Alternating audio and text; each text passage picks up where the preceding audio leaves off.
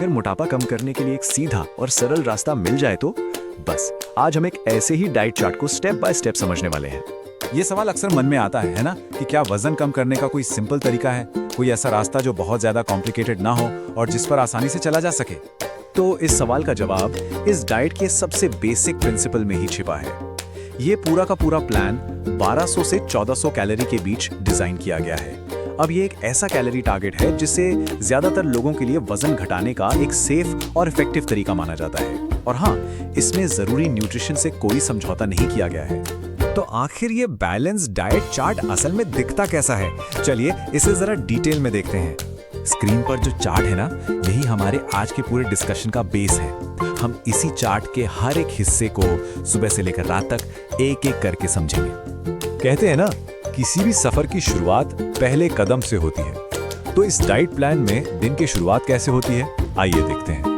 Plan की शुरुआत होती है सुबह बिस्तर से उठते ही, मतलब दिन के सबसे पहले काम से।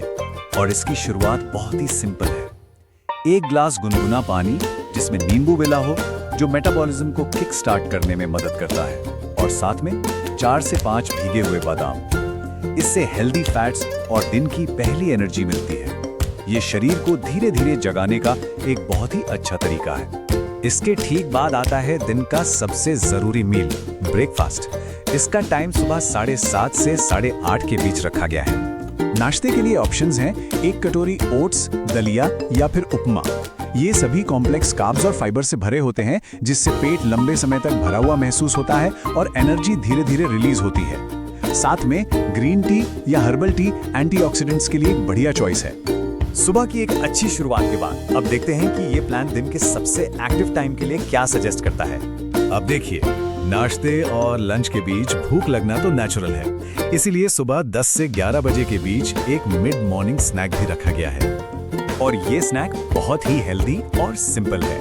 कोई भी एक फल जैसे कि सेब, पपीता या अमरूद, ये नेचुरल शुगर से एनर्जी लेवल को बनाए रखने में हेल्प करता है। अब आते हैं दोपहर के खाने पर, यानी लंच, जिसका टाइम है 1 से 2 बजे के बीच। लंच का ये जो कॉम्बिनेशन है ना, वो इसलिए बेहतरीन है क्योंकि ये पूरी तरह से बैलेंस्ड है। देखिए, 1 कटोरी सलाद से विटामिन्स और फाइबर मिल गए, 1 या 2 मल्टीग्रेन रोटी से कॉम्प्लेक्स कार्ब्स, हरी सब्जी से मिनरल्स और प्रोटीन की जरूरत पूरी करने के लिए दाल या पनीर।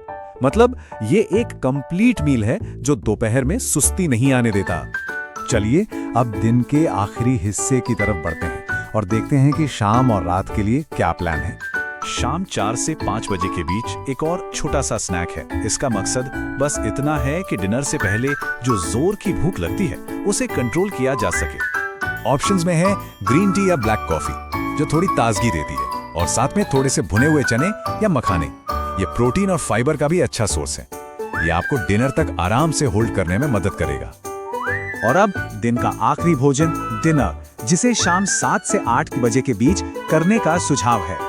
यहाँ पर सबसे जरूरी बात यह है कि डिनर को हल्का रखने पर जोर दिया गया है। ऑप्शंस हैं सूप, सलाद और कोई हल्की सब्जी।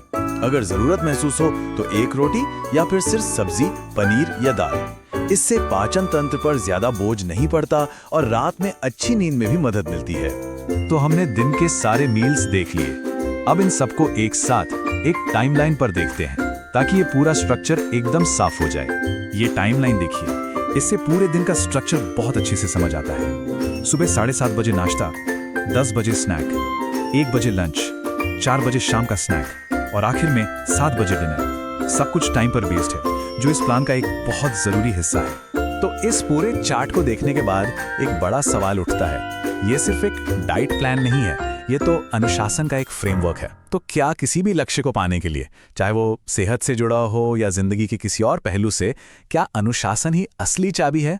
इस पर सोचिएगा जरूर।